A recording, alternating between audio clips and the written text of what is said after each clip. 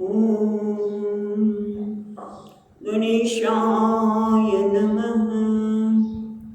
ॐ सरस्वत्यै नमः। ॐ श्री सद्गुरुभ्यो नमः। ॐ भागवत भगवान की जय। नमस्ते परमहंस स्वादित चरणकमल चिन्ह मकरंदाय भक्तजनमानस निवासाय श्रीरामचन्द्राय वागीसायस्य वदने लक्ष्मी यस्य च वक्षसि यस्यास्ते हृदये संवित् तं नृसिंहमहं भजे। सच्चिदानन्दरूपाय विश्वोत्पत्त्यादिहेतवे तापत्रयविनाशाय श्रीकृष्णाय वयं नमः। नारायणं नमस्कृत्यं नरं चैव नरोत्तमं देवीं सरस्वतीं व्यासं ततो जयमुदीरयेत्। श्रीकृष्णाय वासुदेवाय हरये परमात्मने प्रणतक्लेशनाशाय गोविन्दाय नमो नमः। यं प्रवचन्तमनुपेत्य अपेतकृत्यं वैपायनो विहरपातरआजुहाव पुत्रेति तन्मयतया तरवो विनेन्दुः तं सर्वभूतहृदयं मुनिमानतोऽस्मि। जन्माद्यस्य यतोऽन्वयादितरतश्चार्थेष्वभिघ्नस्वराट् तेने ब्रह्महृदाय आदिकवये मुह्यन्ति सूरयः। तेजो वारिमृदां यथा विनिमयो यत्र त्रिसर्गो वृषा धाम्ना स्वेन सदा निरस्तकुहकं सत्यं परं धीमहि। नमो भगवते तुभ्यं वासुदेवाय धीमहि प्रद्युम्नाय निरुद्धाय नमः संकर्षणाय च। ॐ नमो भगवते वासुदेवाय। ॐ नमो भगवते वासुदेवाय। ॐ नमो भगवते वासुदेवाय। ॐ नमो भगवते वासुदेवाय। ॐ नमो भगवते वासुदेवाय।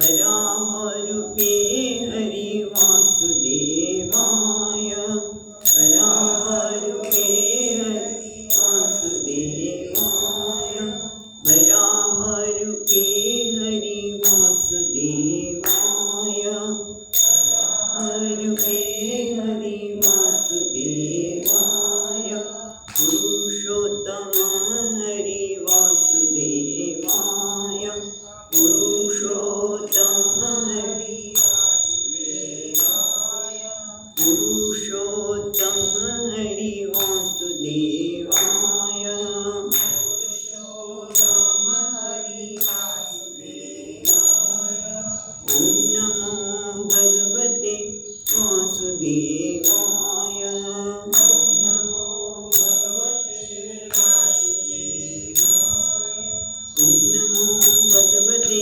वासुदेवाय ॐ नमो भगवते वासुदेवाय ॐ नमो भगवते वासुदेवाय ॐ नमो भगवते वासुदेवाय वासुदेवाय हरि वासुदेवाय वासुदेवाय हरि वासुदेवाय वासुदेवाय हरि वासुदेवाय वासुदेवाय हरि वासुदेवाय ॐ नमो भगवते वासुदेवाय ॐ नमो भगवते वासुदेवाय ॐ नमो भगवते वासुदेवाय ॐ नमो भगवते वासुदेवाय वराहरूपे हरि वासुदेवाय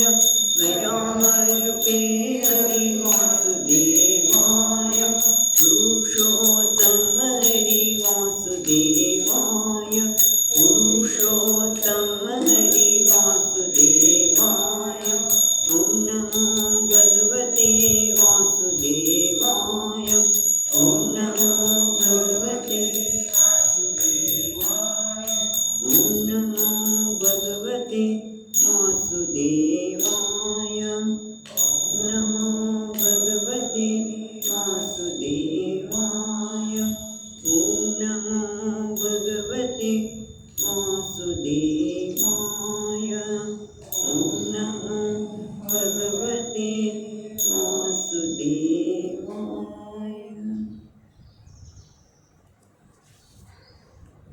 તો આપણે ત્રીજા સ્કંદના 23મા અધ્યાયમાં અધ્યયન કર્યા છે ત્યારે આપણે જોયું કે મનુ મહારાજ એમના પત્નીએ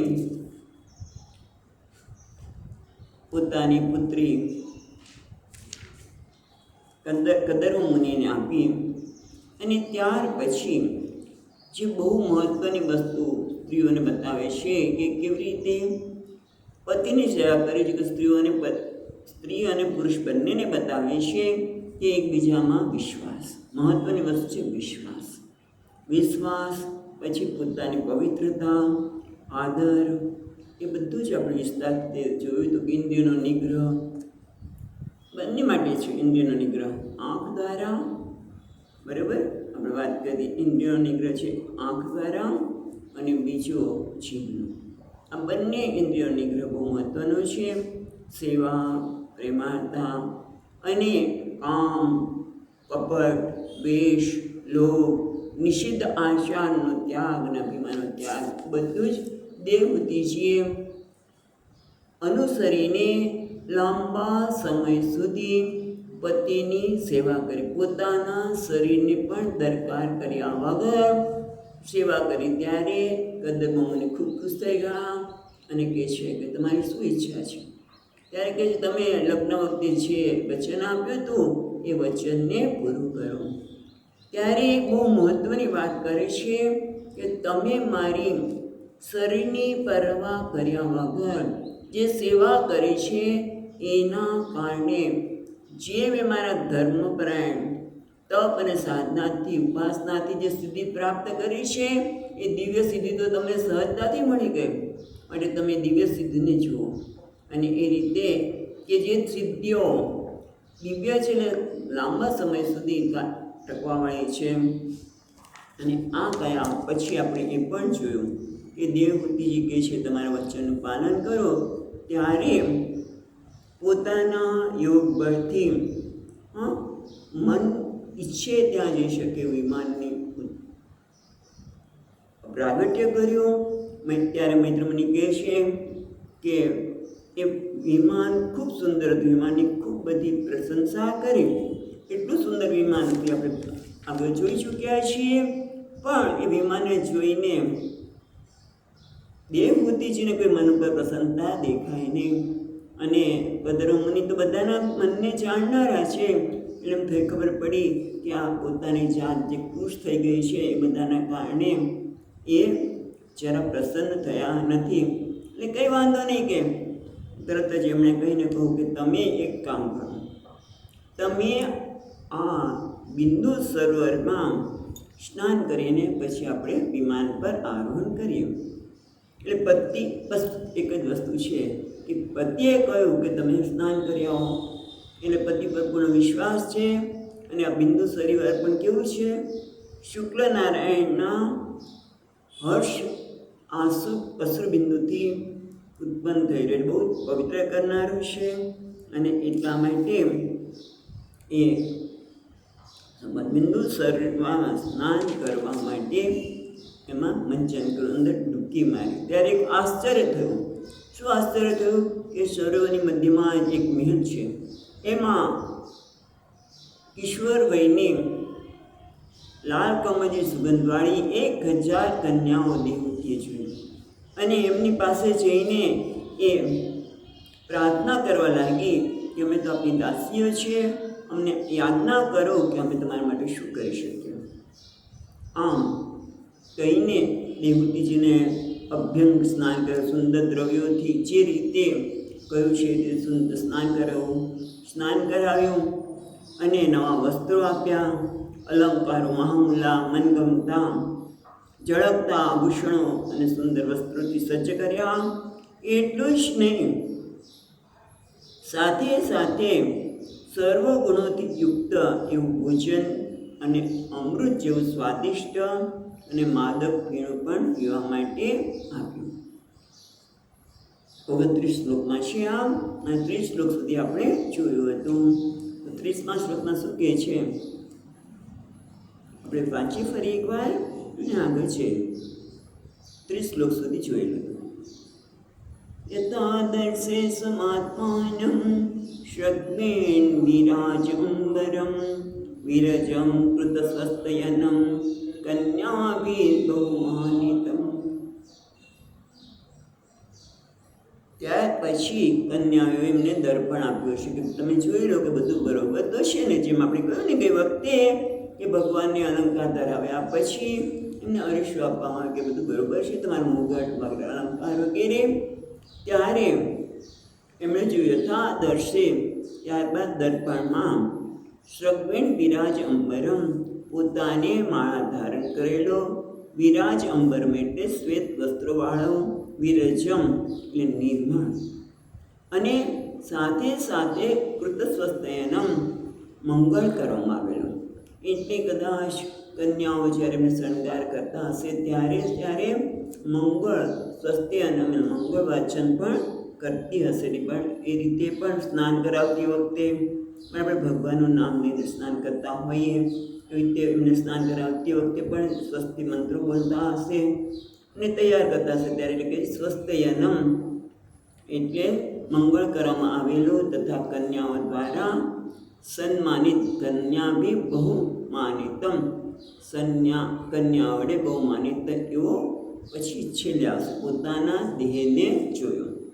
હવે વિરાજમ એવો શબ્દ આપ્યો, વિરજમ. વિરાજ અંબર તો એક વસ્તુ છે, સફેદ વસ્ત્ર, પણ વિરજમ એટલે મંગળ, વિરજ એટલે શુદ્ધ. તો વિરજ કોને કહેવું? તો સ્ત્રી માટે મંગળ શું છે? તો કે ગળામાં મંગળસૂત્ર પહેર્યું હોય, કુમકુમ હોય, ઝાંઝર હોય વગેરે શણગાર હોય ત્યારે એ મંગળ કહેવાય. અને એ વસ્તુ આપણને 4 શ્લોકમાં વિસ્તારથી સમજાવે છે. પ્રપંચ 31મો શ્લોક વાંચીશું. સ્નાતમ કૃતશિરસ્નાનમ સર્વાભરણભૂષિતમ ઇષ્ટિવમ વલઈનમ કુંજત કાંચનનૂપુરમ. એટલે કે સ્નાતમ કૃતશિરસ્નાનમ. સ્નાતમ અને કૃતશિર સ્નાનમ એટલે શું? સ્નાતમ એટલે મંગળ દ્રવ્યોથી સ્નાન કરાયેલું. કૃતશિર સ્નાનમ એટલે સાથે સુગંધિત પદાર્થોથી સ્નાન અને શિર સ્નાન માથું ધોઈએ, એટલે માથું પણ ધોઈ આપે. શિર સ્નાનમ સર્વ એમ આ રીતે સ્નાન અને શિર સ્નાન કરાવેલા સર્વાભરણભૂષિતમ બધા જ પ્રકારના અલંકારોથી શોભિત. કયા કયા અલંકારો છે ધીમે ધીમે બતાવતા રહે છે. નિષ્કગ્રીવમ વલઈનમ. નિષ્ક એટલે પદક, એટલે નિગ્રીવ એટલે કંઠ, એટલે કંઠમાં સુવર્ણનું પદ ધારણ કરેલા વલિયનમ. અને સાથે સાથે પૂજત કાંચન નુપુર એટલે કે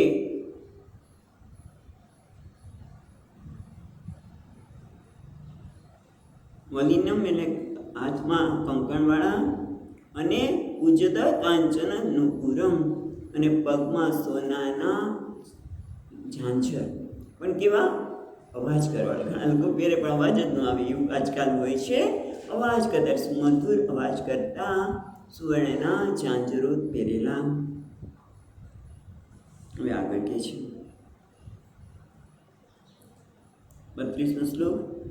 શોણ્યોરદ્યસ્તયા કાંચ્યા કાંચન્યા બહુરત્નયા હારેણ ચ મહાર્ણેન રુચકેન ચ ભૂષિતમ. શોણ્ય અધ્યસ્તયા કાંચ્યા કાંચ્યા બહુરત્નયા. શોણ્ય એટલે નિતમ એટલે કટી પ્રદેશ. નિતમ એટલે કટી પ્રદેશ. કટી પ્રદેશ ઉપર અધ્યસ્તયા એટલે ધારણ કરેલા. ધૃત્યા તયા તેમણે કાંચ્યા કાંચન બહુરત્ના અનેક રત્નોવાળી સુવર્ણની મેખલા કટી પ્રદેશ ઉપર ધારણ કર્યું. કંદરો સુંદર મજાનો કંદરો ધારણ કરેલો છે. હારેણ ચ મહાર્ણ. મહાર્ણ શ્રેષ્ઠ. હારેણ રુચકેન ભૂષિતમ અને મહામૂલા હાર રુચક એટલે કુમકુમ વગેરે મંગળ દ્રવ્યોથી ભૂષિતમ શોભિત થયેલા છે. આમ તો રુચક એટલે કુમકુમ વગેરે મંગળ દ્રવ્ય એટલે કદાચ કબીલ ગુલાબ વાપરતા હોય તમને ખ્યાલ નથી, પણ અહીંયા કુમકુમ મહત્વનું છે. એનાથી એ શોભિત હતા. એવું પોતાના શરીરને દેહને એમણે શેમાં? અરીસામાં જોયું. આગળ કે છે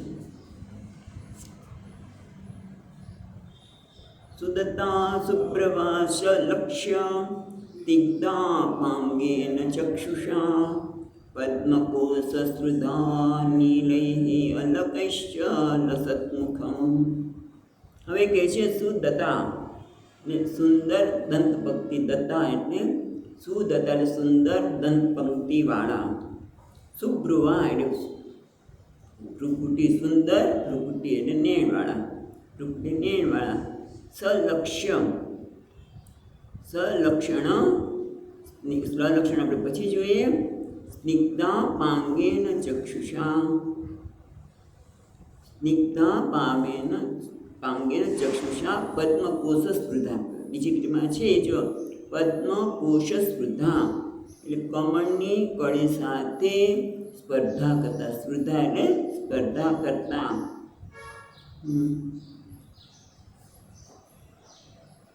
સલક્ષણ સુંદર. સ્નિગ્ધ એટલે સલક્ષણ મનોહર કરો. સ્નિગ્ધ એટલે સ્નેહાળ. પાંગેન ચક્ષુષા એટલે કટાક્ષયુક્ત નેત્ર. ચક્ષુ એટલે નેત્ર. એટલે ફરી એકવાર પહેલાં શું બધું? સુદત્તા એ સુંદર દંતપંક્તિ. સુંદર ભ્રુકુટી, સુભ્રુવા, પછી સલક્ષણ એ બધું પછી જોઈએ આપણે જોયું. એટલે આમ તો સલક્ષણ એટલે સુંદર, મનોહર, સ્નેહાળ, કટાક્ષયુક્ત નેત્રવાળા, ચક્ષુષા નેત્રવાળા, અને પદ્મકોશ શ્રુધા, અને એમની નેત્ર કેવા છે? કમળની કળ સાથે સ્પર્ધા કરનાર. પછી નીલૈ અલ્કૈશ્ચ સન્મુખમ એટલે શ્યામ. નીલ એટલે નીલકમળ એટલે શ્યામ. નીલૈ અલ્કૈ, અલ્કૈ એટલે અલ્કાવલી જે વાળના લટ કદાચ, અલ્કાવલીથી લસત મુખમ, મુખ શોભી રહ્યું છે. એમનું મુખ છે એ શ્યામ અલ્કાવલીથી શોભી રહેલા એવા દેહને એમણે અરીસામાં જોયું. ઓકે, આગળ 36મા શ્લોકમાં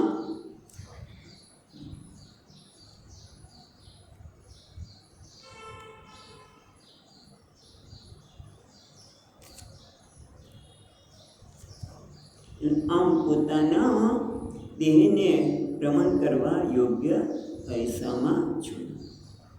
એવં પત્યુ રમણ યોગ્ય, પતિ સાથે રમણ કરવા યોગ્ય પોતાને જોઈને શું થાય છે? યદા સસ્માર ઋષભમ ઋષીણામ દયિતમ પતિમ તત્ર ચાસ્તે સસ્ત્રીભિઃ યત્રાસ્તે સપ્રજાપતિઃ.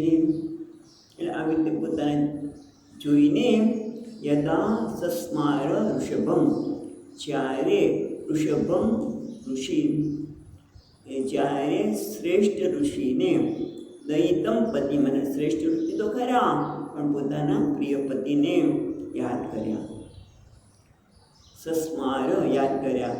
તત્ર જ આસ્તે સસ્ત્રીભિઃ, ત્યાં તો એમણે બધી જે સ્ત્રીઓ હતી ને 1000 કન્યા, એ કન્યા સાથે સચ આસ્તે એટલે બિરાજમાન, ત્યારે જ્યાં સપ્રજાપતિ, ત્યારે જ્યાં પ્રજાપતિ બિરાજતા હતા ત્યાં પોતે પોતાને બધી કિશોર સાથે બિરાજમાન થયેલા છે. તરત જ ત્યાં પહોંચી ગયા એમ કહેવાનું એ છે.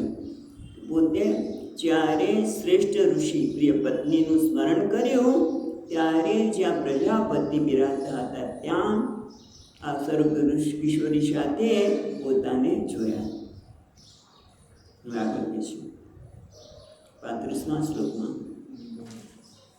ભર્તો પુરસ્તદાત્માનં સ્ત્રી સહસ્રવૃતમ તદા નિશેમ્ય તદ્યોગપતિમ સંશયં પ્રત્યપદ્યત.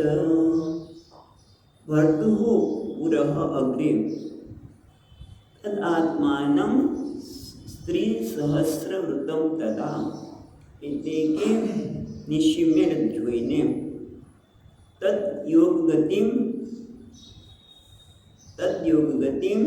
સંશયમ પ્રતિપદ્યત. એટલે ભર્તુ અગ્રે પતિની સામે પોતાને હજારો સ્ત્રીઓથી વીંટળાયેલા ત્યારે એમણે જોયા. તદા નિશિમ્ય, ત્યારે પતિની આગળ પોતાને તદાત્માનમ પોતાને, આત્મા પોતાને હજારો સ્ત્રીઓથી વીંટળાયેલા જોયા. ત્યારે શું થયું? તદ યોગ ગતિમ સંશયમ પ્રતિપદ્યતે, ત્યારે મુનિના યોગ તદ એટલે પત્યુઃ ભર્તુઃ, યોગ ગતિ એટલે યોગનો પ્રભાવ જોઈને સંશયમ પ્રતિપદ્યતે, અહીંયા સંશય શંકા નથી પણ આશ્ચર્ય પામ્યા. પ્રતિપદ્યતે એટલે આશ્ચર્ય પામ્યા. ઓહો, મારા પતિ પાસે આટલો મોટો યોગનો પ્રભાવ છે કે આવું સુંદર વિમાન તો સર્જ્યું, પણ મારા માટે જે કંઈ આવશ્યકતા હતું શરીર માટે એ બધું જ એમણે અહીંયા પ્રદાન કર્યું. એમણે તો હું કેવી રીતે કરીશ, મને તો કોઈ દાસી નથી, તો હજારો દાસી આવી ગઈ, આટલું સ્નાન કરાવ્યું, યોગ્ય ભોજન પીણું બધું આપ્યું. એ જોઈને એને સંશય થયો. સંશય એટલે અહીંયા આશ્ચર્ય થયું. સંશય એટલે શંકા, પણ અહીંયા વિસ્મયમ. કેમ ઇદમિતિ આવું કેવી રીતે બન્યું? એટલે એકદમ વિસ્મય થયો. હવે આગળ કહે છે સદાં કૃતમલ સ્નાનમ વિભ્રાજતિમ અપૂર્વત આત્માનં વિભ્રતિમ રૂપમ સંવિદ રુચિસ્તનીમ. સહ એટલે અહીંયા મુનિ કહે છે કદરમાં. મુનિ તામ કૃત મલ સ્નાનમ, મલ સ્નાન એટલે મલ નિર્બતક સ્નાનમ. કૃત મલ સ્નાનમ એટલે મળ, એટલે જે મળ બધો શરીર પર જામી ગયો હતો, બાળની લટો થઈ ગઈ હતી, આ બધામાંથી મુક્ત થયેલા તામ તેમને એટલે દેવહૂતિને તામ કૃત મલ સ્નાનમ એમને મળ સ્નાન કરીને આવેલા જોઈને, એટલે મળને દૂર થયેલો જોઈને વિભ્રાજતિ અપૂર્વવતમ અપૂર્વ રીતે, અપૂર્વ રીતે એ પ્રકાશી રહ્યા હતા. વિભ્રાજતિમ એને પ્રકાશી રહ્યા હતા. કેવા? વિવાહ સમયે યદાત્માનમ રૂપમ તદેવ પુનઃ બિભ્રતિ. જે વિવાહ સમયે એ જેમનું રૂપ હતું અને જે પ્રકાશતા હતા, સુંદર લાગતા હતા, એવા સુંદર અત્યારે લાગી રહ્યા છે.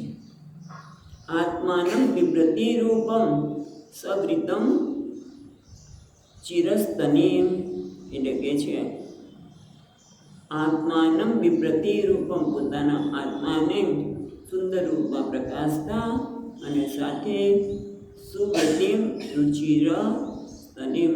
રુચિરસ્તનીમ એટલે કે સુંદર વસ્ત્રોથી મનોહર વસ્તુથી ઢંકાયેલા, મનોહર વક્ષસ્થળવાળા. અને એટલું જ નહીં, પછીના શ્લોકમાં બીજ 37માં બંને સાથેમાં ચાલે. વિદ્યાધરી સહસ્રેણ સેવ્યમાનાં સુવાસસં જાત ભાવો વિમાનમ તદ આરુષ્ય યદમિન્દ્રહન. અદમિન્દ્રહન આમ તો આ સંબોધન છે. અમિત્રહન એટલે કે હે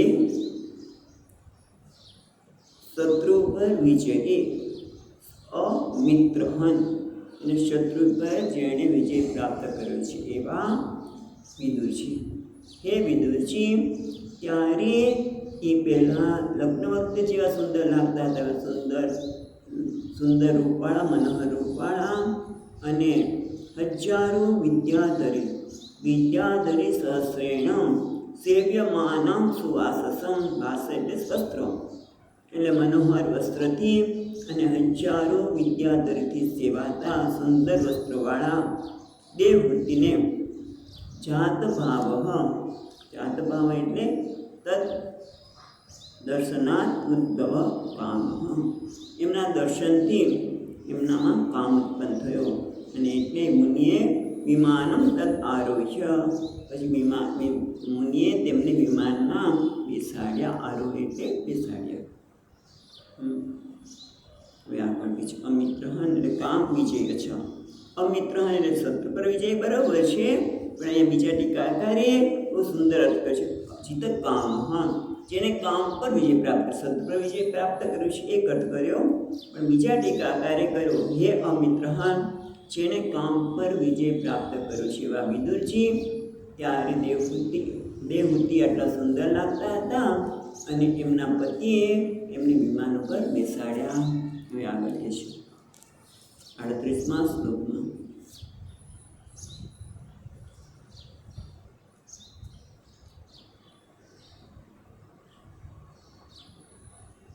તસ્મિન્ન લુપ્ત મહિમા પ્રિયાનુરક્તો વિદ્યાધરી વિરૂપચીર્ણ પ્રપુર્વિમાને અપ્રાજ ઉત્કચ કુમુદકર્ણાન ન પચ્ય તારાભીરાવૃત ઇવ ડુપપતે નભસ્થ. કાયમ જ્યારે રાગ બદલાય ત્યારે ગડબડ કરીએ છીએ. તસ્મિન્ન લુપ્ત મહિમા પ્રિયાનુરક્ત વિદ્યાધરી વિરૂપચીર્ણ વપુર્વિમાને બભ્રાજ ઉત્કચ કચ કુમુદ ગણાવાન પીચ તારાભિરાવૃત ઇવ લુપપતિ નભસ્થા.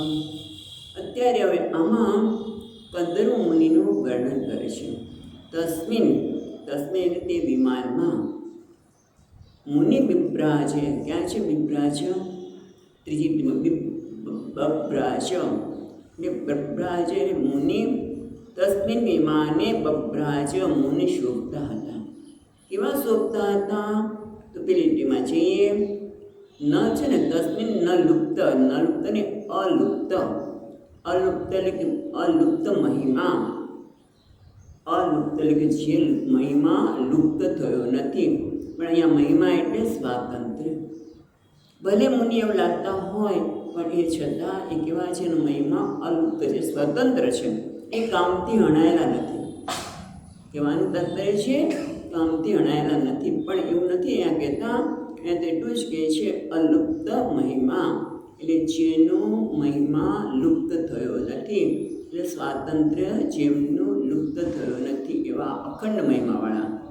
એટલે અલુપ્ત મહિમા એટલે અર્થ કયો? અખંડ મહિમા, અથવા તો એ મહિમાનો અર્થ સ્વાતંત્ર્ય કરીએ તો જેનો મહિમા સ્વાતંત્ર્ય લુપ્ત થયો નથી એવા અખંડ મહિમાવાળા. અને કેવા છે? પ્રિયા અનુરક્ત. પ્રિયા એટલે પત્ની, અનુરક્ત એટલે અનુરાગવાળા. દેવહૂતિમાં અનુરાગવાળા ને અખંડ મહિમાવાળા. વિદ્યાધરીભિ ઉપચીર્ણ બપુહુ વિમાને. ઉપચીર્ણ એટલે સેવા કરાતું. ઉપચીર્ણ એટલે સેવા કરાતું. પણ કેવું? કોના દ્વારા? વિદ્યાધરી, વિદ્યાધરીઓ દ્વારા સેવા કરાતા શરીરવાળા. અને સાથે ઉત્કુચ, ત્રીજી લીટીમાં કહે છે ઉત્કુચ કુમુદ ગણવાન.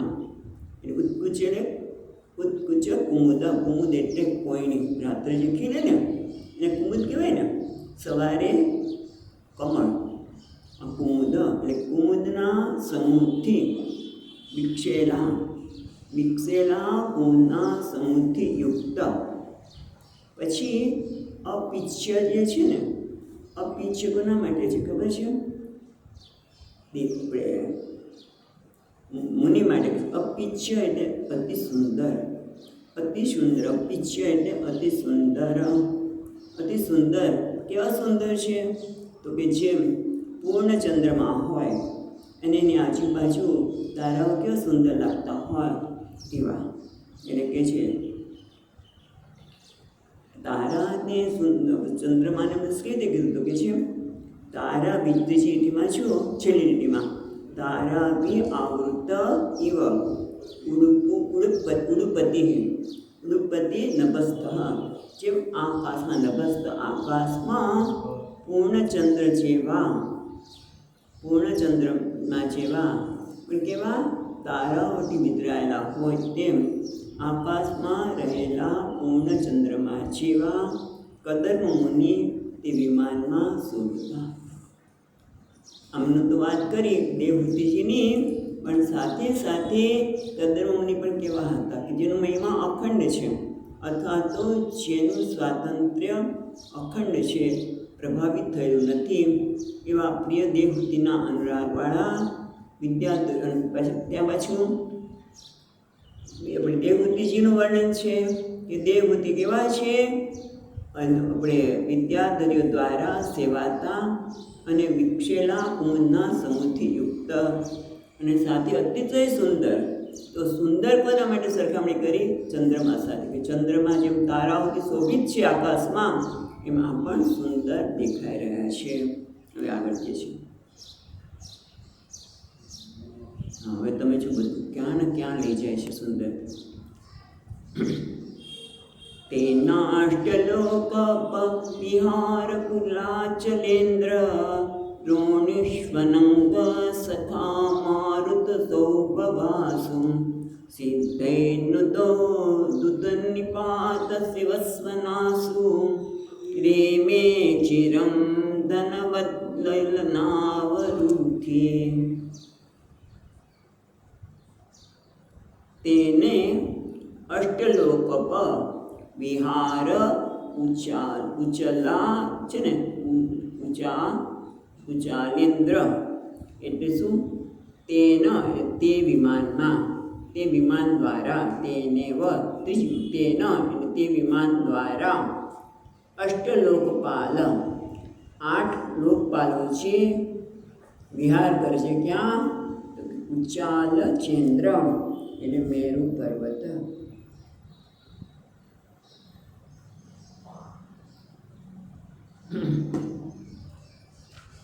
તેના અષ્ટલોકપાલ 8 લોકપાલો છે. ક્યાં કીધું? તો કે છે ઉચાલ ચેન્દ્ર એટલે મેરુ પર્વત. મેરુ પર્વત ઉપર 14 સિદ્ધગણો છે એ વિહાર કરે છે. ત્યાં દ્રોણીશુ એટલે ગુફાઓમાં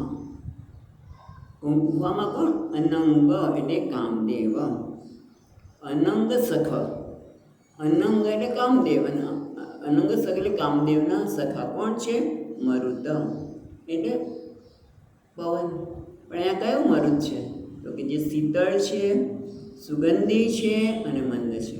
બદ્રીનાથ તમે જાઓ તો આવું પવન હોય. એના માટે ભજન ગીત પણ છે, શીતળ, મંદ અને સુગંધી પવન. એટલે આ ગુફાઓમાં એટલે તો ક્યાં કહે છે કે મેરુ શિખરમાં જે ગુફાઓ છે ત્યાં કામદેવનો મિત્ર જે મરુત છે એ સોભગમ પછી લઈશું. એટલે સૌભગમ એટલે સૌંદર્ય. એ ગુફાઓ કેવી છે? એટલી સુંદર છે કે જ્યાં પવન પણ સુગંધી, શીતળ અને મંદ પવન વાઈ રહ્યો છે. એટલું જ નહીં, સિદ્ધયનું તો સિદ્ધય એટલે સિદ્ધ પુરુષો દ્વારા સ્તુતિ કરાયેલા નૃત છે ને એ સ્તુતિ. એટલું જ નહીં, ધૂધુ નિપાત એટલે આ સ્વર્ગની ગંગાજી જ્યારે નીચે પડી રહ્યા છે ને ત્યારે ત્યાં સુંદર એમનો મધુર ધ્વનિ. ધૂધુ નિપાત એટલે આકાશ ગંગામાંથી પડવાથી જે મંગળ ધ્વનિ થાય છે, જે ગુફામાં તેઓએ વિહાર કર્યો, એવી ગુફામાં તેઓએ વિહાર કર્યો. એટલું જ નહીં, રેમે વિહાર કર્યો.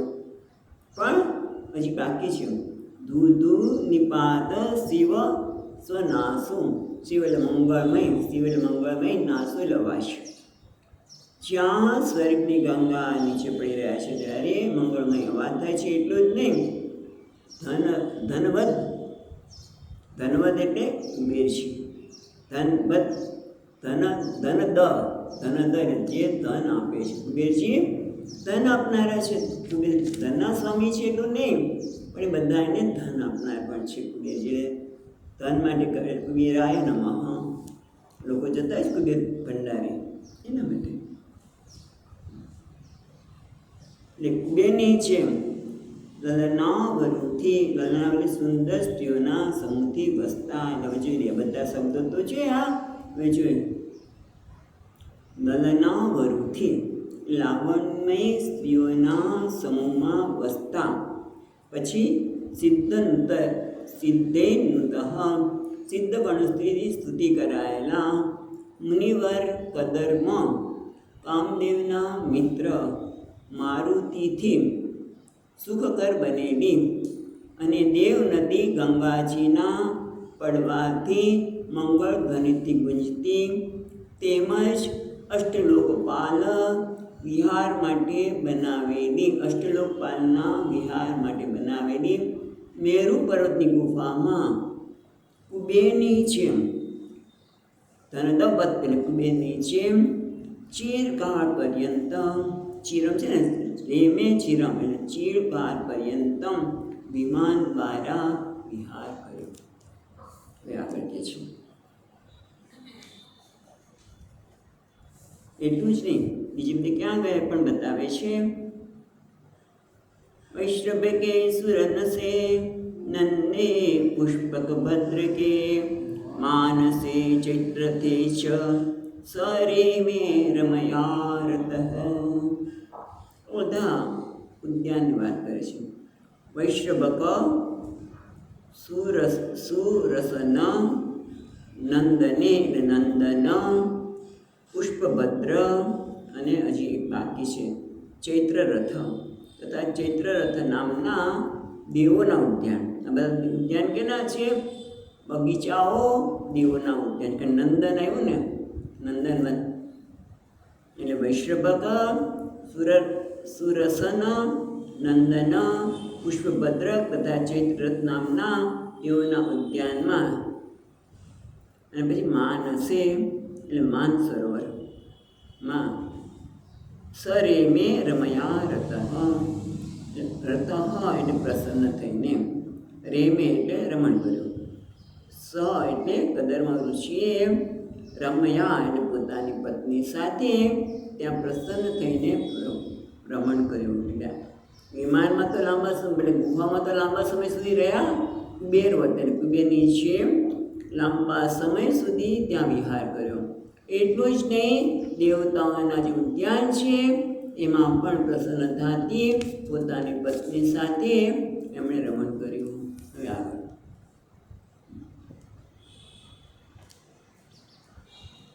49માં 41માં શ્લોકમાં, બરાબર? 41માં શ્લોક. પ્રાજિષ્ણુના વિમાનેન કામગેન મહીયસા વૈમાનિકા નત્યેષ્યત ચરણલોકન્યથાનિલઃ. વિપ્રાજણા એટલે કે પ્રકાશમાં, વિપ્રાજના પછી કામગેન મહીયસા વિમાનેન. કામગેન એટલે કામના ઈચ્છા અનુસાર. આપણે આગળ જોયું ને કે આ વિમાન કેતે જતું હતું? યંત્ર દ્વારા નહીં, ઈચ્છા અનુસાર. એટલે પ્રકાશમાન ઈચ્છા અનુસાર ગતિ કરનાર. અને મહીયસા વિમાનેન, મહીસા એટલે અત્યંત વિશાળ વિમાનથી, વૈમાનિકા કાંત્ય શેષે. પછી જોઈએ ચરણ લોક યથા અનિલ. યથા અનિલ જેમ વાયુ, વાયુની જેમ ગતિ કરનાર. ઈચ્છા અનુસાર તો કર્યા, પણ વાયુની જેમ સર્વલોકોમાં વિચરતા મુનિવર્યએ વૈમાનિકા. હવે જો વૈમાનિકા અન્ય શેષ છે ને, આ વિમાનિકાન અત્યશેત. અત્યશેત એટલે ઓળંગી જો. વિમાનિકાન એટલે બીજા બધા દેવતાના અન્ય વિમાનને કે જે ચરણ લોકાન યથા અનિલ. પણ કેવી રીતે? પ્રકાશમાન ઈચ્છા અનુસાર ગતિ કરનાર, અત્યંત વિશ્વાન વિમાનથી વાયુની જેમ સર્વલોકોમાં વિચારતા. ચરણ લોકાન બધા લોકોમાં વિચાર કરતા, પણ વિમાનમ અત્યેષ્યત એટલે અન્ય વિમાનને ઓળંગીને જતા. બીજા બધા વિમાન રસ્તામાં આવતા હોય દેવતાઓના વગેરે, એને ઓળંગીને પણ એક આ બધા ફરવા લાગે પત્નીની સાથે. આગળ કહે છે આટલું બધું કેવી રીતે શક્ય છે? આજે વચ્ચે વચ્ચે આપણને યાદ અપાવે છે કે ભગવાનનો અનુગ્રહ, ભગવાનનું શરણ વગેરે કશું જ શક્ય નથી. એ પાછા 42માં શ્લોકમાં કહે છે કિમ દુરાપાદમ તેષાં પુંસાં ઉદ્દામ ચેતસાં યૈરાશ્રિત તીર્થપદઃ ચરણો વ્યસનાત્યયઃ. એટલે પહેલાં તો કહે છે કિમ દુરાપાદ. આપણે પછી જોઈએ કિમ દુરાપાદમ એ પછી જોઈએ છીએ તેષાં પુંસાં ઉદ્દામ ચેતસાં. ઉદ્દામ ચેતસાનો અર્થ થાય છે ધીર પુરુષ માટે. પણ કેવા? સત્ય સંકલ્પ ધીર પુરુષ. જે ધીર પુરુષ કેવા છે? કદર ઋષિ કેવા છે? સત્ય સંકલ્પ. એટલે સત્ય સંકલ્પ ધીરાણામ ઉદ્દામ ચેતસામ એટલે ધીર મનુષ્ય જે સત્ય સંકલ્પ થઈ ગયા છે. કેમ સત્ય સંકલ્પ થયા છે? એનું કારણ શું છે? યૈહિ આશ્રિત તીર્થપદ ચરણ વ્યસનાત વ્યસન અત્યય. જેણે યૈહિ એટલે પૂંભી, જે પુરુષે, જે વ્યક્તિએ તીર્થપદ ચરણ, તીર્થપદ ભગવાનનું ચરણ પદ કેવું છે?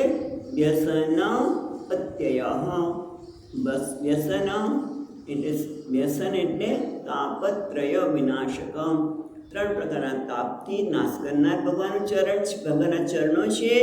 અથવા તો બીજો અર્થ એ કર્યો કે સંસારરૂપી દુઃખનો નાશ કરનાર. જેણે સંસારરૂપી દુઃખનો નાશ કરવા માટે ભગવાન તીર્થપદ એટલે ભગવાન તીર્થ સમાન જેમના ચરણો છે તે, જેમ તીર્થમાં જઈએ તો બધા જ પાપ દૂર થઈ જાય એટલા માટે તીર્થપદ એટલે ભગવાન. તીર્થપદ ચરણ, ભગવાનના ચરણનો જેણે આશ્રય લીધો છે એના માટે તો શું છે કે બધા દુઃખનો નાશ થઈ જાય. અને આ તો વાળા પાછા કેવા છે? ઉદ્દામ ચેતસામ તેસામ પુંસામ ઉદ્દામ ચેતસામ, અને વાળા સત્ય સંકલ્પ છે એવા એ સમસ્ત તીર્થોના આશ્રયરૂપ એવા સંસાર દુઃખ દૂર કરનાર ભગવાનના ચરણ આશ્રય જેમણે સ્વીકાર્યો છે એવા તીર્થ મનુષ્ય માટે કિમ દુરાપાદમ, એને દુરાપાદમ એ સંપાદિતું કિમ અશક્યમ, એને માટે કોઈ પણ વસ્તુ સંપાદિત કરવી મેળવવી શું અશક્ય છે? ના. કિમ દુરાપાદમ, શું એમના માટે કોઈ પણ વસ્તુ સંપાદિત કરવી અશક્ય છે? એટલે કે ના, એ ગમે તે છે એ સંપાદિત કરી શકે. શું તેમના માટે કોઈ અપ્રાપ્ય છે સંપાદિત કરવું? તો કે ના કરી શકે. અચ્છા, હવે આગળ જોઈએ 43મા શ્લોકમાં પ્રેક્ષયિત્વા ભુવોગોલમ પત્નીયામાન સ્વસંસ્થયા બહ્વાશ્ચર્ય મહાયોગી સ્વાશ્રમાય ન્યવર્તયત. પ્રેક્ષયિત્વા ભુવોગોલમ પત્નીઃ યાવન સ્વસંસ્થયા, પ્રેક્ષિત એટલે બતાવ્યું, ભુવોગોલકમ એટલે પૃથ્વી પરના દેવહૂતિને પૃથ્વી ઉપરના દ્વીપો, ગોળક એટલે આમ તો મંડળ એટલે પૃથ્વી મંડળના, ભુવો ગોલકમ એટલે પૃથ્વી મંડળમ એના સ્વસંસ્થયા એટલે પૃથ્વી પરના દીપો ખંડો વગેરે અનેક જે રચના છે એ બધાને બતાવ્યા. ભુવો ગોલકમ પૃથ્વી મંડળમ યાવન એટલે જેટલા, સ્વસંસ્થયા એટલે પૃથ્વીમંડળના દીપો ખંડો વગેરે જે કંઈ રચના સમૂહ છે તે પત્ની પ્રેક્ષિતતા પોતાની પત્નીને બતાવીને એ કહેવાય છે બહુ આશ્ચર્ય મહાયોગી, બહુ આશ્ચર્ય અનેક પ્રકારના આશ્ચર્યવાળા પૃથ્વી પરના ગોળકો, પૃથ્વીના ગોળક પરના દીપો ખંડોની રચનાને બતાવીને મહાયોગી સ્વ આશ્રમાય નિવર્તય, અને ત્યાર પછી મહાયોગી કદરમાં પોતાના આશ્રમમાં પાછા ફર્યા. હવે આગળ કહે છે 44મા શ્લોકમાં વિપ્રજ્ય નવદાત્માનં માનવીમ સુરતોત્સુકાં રામાં નિર્મયં રેમે વર્ષપુંગાન મુહૂર્વત. વિપ્રજ્ય નવદા આત્માનં માનવીમ સુરતઃ ઉત્સુકાં એટલે વિપ્રજ્ય નવદા આત્માનમ પોતાના 9 વિભાગ કર્યા, એટલે પોતાના વીર્યના પોતાને 9 વિભાગમાં વેચીને માનવીમ એટલે મનુકન્યા, સુરતો ઉત્સુકાં એટલે વેચીને રમણ માટે ઉત્સુક એવા પોતાના પત્ની માનવી એટલે મનુકન્યા, પત્ની જે મનુકુમારની રાજકુમારી છે, મનુ રાજાની કુમારી રાજકુમારીમાં રમણ કરવા. રામામ એટલે સ્વભાર્ય, પોતાની પત્ની માનવીમ, રામામ સ્વભાર્ય પોતાની પત્ની મનુકન્યામાં જે રમણ કરવા ઉત્સુક છે તેમાં નિર્મયમ રેમે એ વર્ષ પૂંગાન મુહૂર્વત અનેક વર્ષો એક મૃત અનેક વર્ષો રમણ એટલે ફરી એકવાર પોતાના 9 વિભાગમાં વેચીને રમણ કરવાની ઉત્સુકતા ધરાવનાર પોતાની પત્ની મનુ રાજાની કુમારીમાં રમણ કરતા અનેક વર્ષો સુધી રમણ કર્યું પણ લાગ્યું કે એક મુહૂર્ત થયું છે. એટલે આનંદના દિવસો હોય તો તરત જતા રહે. એક મુહૂર્ત જેટલો જ સમય થયો છે એવું લાગે. પછી આગળ કહે છે, બંને સાથે લઈશું. ચાલ બંને સાથે નિકટ લેતા જઈએ. તસ્મિન વિમાન ઉત્કૃષ્ટાં સંયામ પ્રતિકરીંષિતા ન ચાબુદ્યત્તમ કાલમ પત્યા અપી ચેન સંગતા. એટલે કે છે તસ્મિન વિમાને ઉત્કૃષ્ટામ સંયામ, ઉત્કૃષ્ટ એટલે નિરતિશય સુખ કરી, રતિમ શ્રીયામ સીતા, સીતા રહેલા. એટલે તે વિમાનમાં રતિજનક શ્રેષ્ઠ સંયામાં બિરાજતા, સીતા એટલે બિરાજતા. ન અબુદ્યત્તમ કાલમ, એમને સમયનો ખ્યાલ જ ન આવ્યો. પત્યા અપચિતેન સંગતા, આગળ પંજો અપિચન્ય, અપિચન્ય, અપિચન્ય એટલે કે અતિ સુંદર. પતિની સંગથી, પતિના સંગમાં વિમાનના બિરાજતા, સુખ કરી રતિશય્યામાં બિરાજતા. એમને ખબર જ ન પડી કેટલો સમય વીતી ગયો. કેટલો સમય વીતી ગયો હવે કહે છે, કેટલો સમય વીતી ગયો તો કહે છે 46મા શ્લોકમાં, એવં યોગાનુભાવેન દંપત્યો રમમાણયો સતમ વ્યત્યુ શરદઃ કામં લાલસયોર્મના. એવં યથેષ્ટમ, એવમ એટલે આ રીતે, એટલે યથેષ્ટમ ઈચ્છા પ્રમાણે. એવમ એટલે આમ તો આ રીતે, પણ અહીંયા શું છે યથેષ્ટમ ઈચ્છા પ્રમાણે, યોગાનુભાવેન યોગના પ્રભાવથી. આ બધું ઉત્પન્ન થયું છે યોગના પ્રભાવથી. દંપત્યો રમમાણય, એટલે દંપત્યો, દંપતિ બંને કામલાલસા, કામલાલસાની, કામલાલસાવાળા દંપત્યો સતમ વ્યત્યુ શરદઃ, 100 વર્ષ વ્યતીત થઈ ગયા. 100 વર્ષ સુધી વ્યતીત થયા. આપણે કેવા લાગ્યા?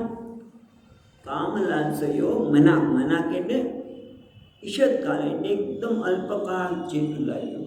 100 વર્ષ નીકળી ગયા ત્યારે પણ એમને ખબર પડી બસ હજી હમણાં જ, એમ કે અલ્પકાળ વીત્યો હોય એવું એ બંને જણને લાગ્યું. પછી એક જોઈ લઈએ 47મા શ્લોક.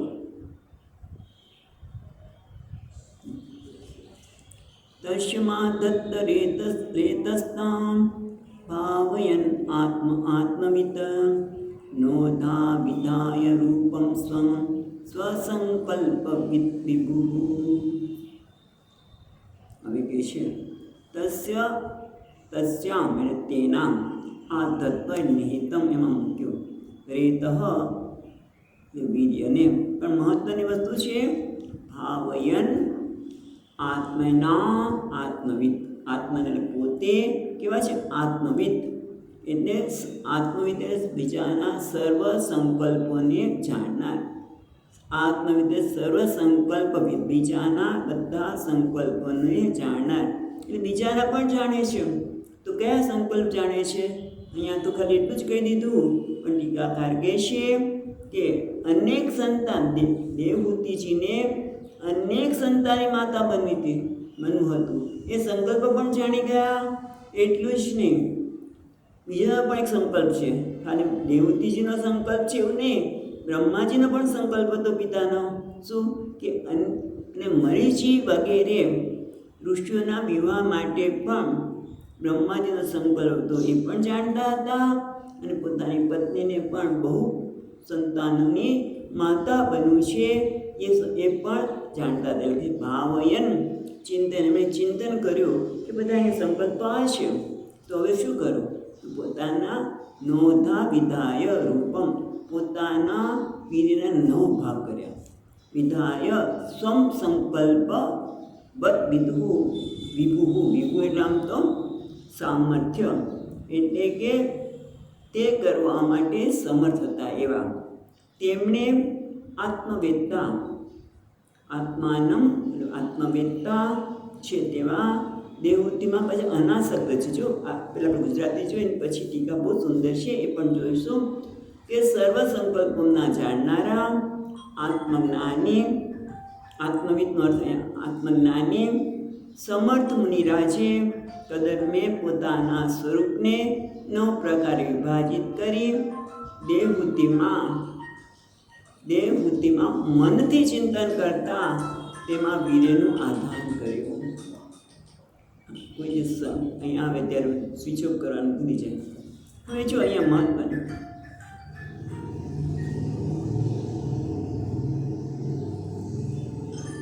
અહીંયા કહે છે કે આત્મવિદ ભાવેન આત્મના સર્વ સંકલ્પ બધાના સંકલ્પને જાણનાર એવા. ત્યાં ટીકામાં આત્મવિદને સર્વ સંકલ્પ કીધું. એની સર્વ સંકલ્પને જાણનારા આત્મજ્ઞાની અને વિપુલ સમર્થ જે કાર્ય કરવા સમર્થ એવા મુનિરાજે પોતાના સ્વરૂપને 9 પ્રભારે વિભક્ત કરીને દેવહૂતિજીના ચિંતન કરીને મનથી ચિંતન કરી તેમાં વીર્યનો આધાન કર્યો. અહીંયા ટીકાકારી કહે છે કે આ સ્મૃતિમાં છે કે દેવહૂતિમાં અનાસક્ત હોવાથી કન્યા જન્મે. ભલે આધાન કર્યું પણ એમાં કોઈ આસક્તિ નથી. રમમાણ કર્યું, બધું જ કર્યું, પણ કેવું જેમ રામજી સીતાજીને લઈ ગયા ત્યારે રડી રહ્યા છે. ત્યારે કોઈને એમ લાગ્યું ને, માતાને જ લાગ્યું પાર્વતીજીને કે આ કેવા સ્ત્રી કામુક છે. લઈ ગયો તો આટલું બધું રડવાનું હોય, પણ ખરેખર કેવા હતા? ખરેખર રડતા હતા. ત્યારે પણ જેવા પાર્વતીજીએ સીતાજીને રૂપ લીધું તરત જ કે છે, માં તમે ક્યાં છો? એકલા કેમ છો મનમાં? પિતાજી ક્યાં છે? શિવજી ક્યાં છે? એટલે કામુક તો નહોતા, આસક્ત તો નહોતા જ. ખ્યાલ આવે છે? એ રીતે અહીંયા કહે છે કે દેવહૂતિમાં અનાસક્ત હોવાથી કન્યાઓ જન્મી તેવો ભાવ છે. એટલે પુરુષનું વીર્ય અધિક હોય તો પુત્ર થાય અને સ્ત્રીનું વ્રજ અધિક હોય તો પુત્રી થાય. એ પ્રમાણે સ્મૃતિનું વચન છે. એટલે હવે આપણે એક શ્લોક વાંચીએ અને અટકીએ છીએ. અતસા સુષવે સદ્ય દેવહૂતિ પ્રજા સર્વાસ્તા ચુરુ સર્વાંગય લોહિતોત્પલ્લગંદય. અતઃ એટલે ત્યાર પછી, જ્યારે વીરનું આધાન કર્યું ત્યાર પછી સા એટલે દેવહૂતિ શુશ્રૂષવે એટલે પ્રસૂતવતી, એને પ્રસવ થયો તો જન્મ આપ્યો. દેવહૂતિ સ્ત્રી પ્રજા. દેવહૂતિ ત્યાર પછી સદ્યનો અર્થ થાય છે એક દિવસે. એકસ્મિન અહની, સદ્ય એટલે એકસ્મિન અહની, એક જ દિવસે સ્ત્રી પ્રજા એટલે કન્યા રત્નનો સંતતિનો પ્રસુષ્ટુએ એટલે જન્મ આપ્યો. પ્રસૂતિવતી બની. બની કેવી હતી? સર્વાતાહ ચારુ સર્વાંગય. એ બધી કન્યાઓ સર્વાંગ સુંદર હતી. સર્વાંગ ચારુ સર્વાંગ સુંદર હતી. એટલું જ નહીં, લોહિત ઉત્પલ ગંધય. લોહિત એટલે લાલ, લાલ કમળ જેવી સુગંધવાળી હતી. એટલે દેવહૂતિજીએ એક જ દિવસે ત્યારબાદ 9 કન્યાને જન્મ આપ્યો હતો. એક જ દિવસે કન્યાઓને જન્મ આપ્યો. એ દરેક બધી જ કન્યાઓ સુંદર અંગોવાળી હતી અને લાલ કમળના જેવી સુગંધવાળી હતી. ચલો હવે આગળ પછી જોઈશું કાલે. ઓમ સચ્ચિદાનંદ રૂપાય વિશ્વોત્પત્યાદિ હેતવે તાપત્રય વિનાશાય શ્રી કૃષ્ણાય વયં નમઃ. યં પ્રવચन्तમનુપેત્ય અપેતકૃત્યં ત્વૈપાયનો વિહરકાતર આજુહાવ. પુત્રેતિ તન્મયતયા તરવોऽપિનેन्दુઃ तं સર્વભૂતહૃદયં મુનિમાનતોऽસ્મि. શાંતિ શાંતિ શાંતિ. હરિ ઓમ.